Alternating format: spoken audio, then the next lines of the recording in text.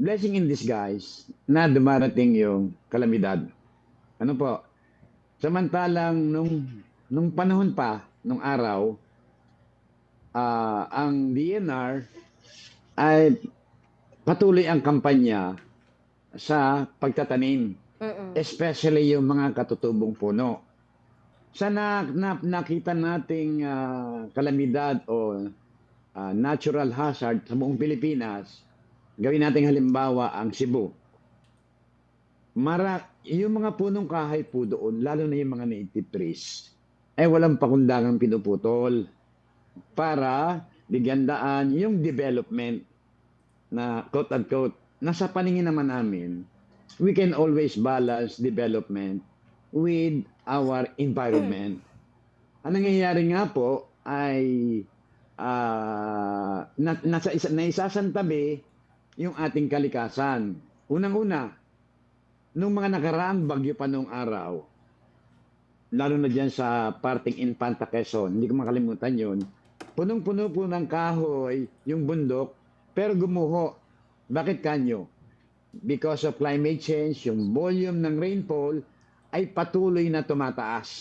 Mm. Sa kabilang banda, kung walang puno ang kabandukan, ganun ang nangyari sa Cebu at iba't iba pang bayan sa parte ng Pilipinas.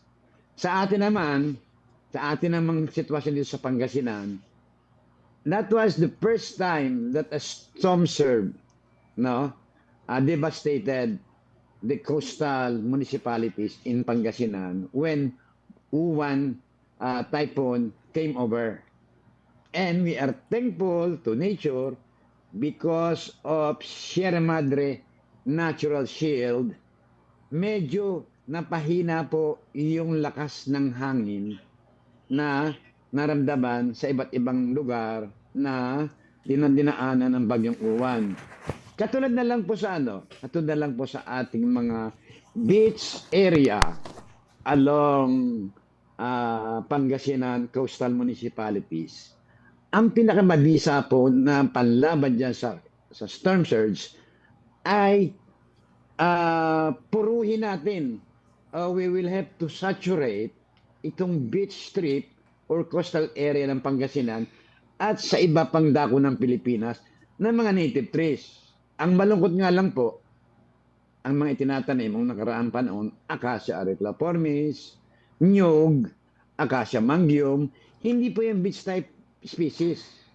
When I personally monitored yung ibang area dito kita ko sa Binmaley, dito sa Bunuan, nasira yung mga tanim.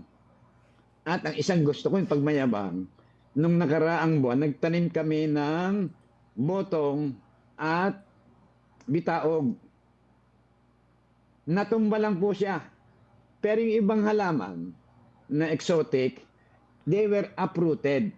Kasi nga po, ang katangian ng mga exotic kumpara sa native trees, ang exotic shallow rooted, meaning mababaw lang po ang daloy ng ugat nila. Samantalang native trees, pailalim yan. Inaangkla niyan ang puno para magiging natural defense sa hangin o kaya yung mga daluyong o storm surge na tinatawag. Mm. Oho. Mm. Yun ang kaya nga nagpapasalamat kami bilang inyong kapartner para sa ating kalikasan na sa darating na panahon, sa darating na henerasyon, magpagpatuloy natin yung pag-restore ng native trees sa mga dako o saan mang bakanting lupa o lote sa buong Pilipinas.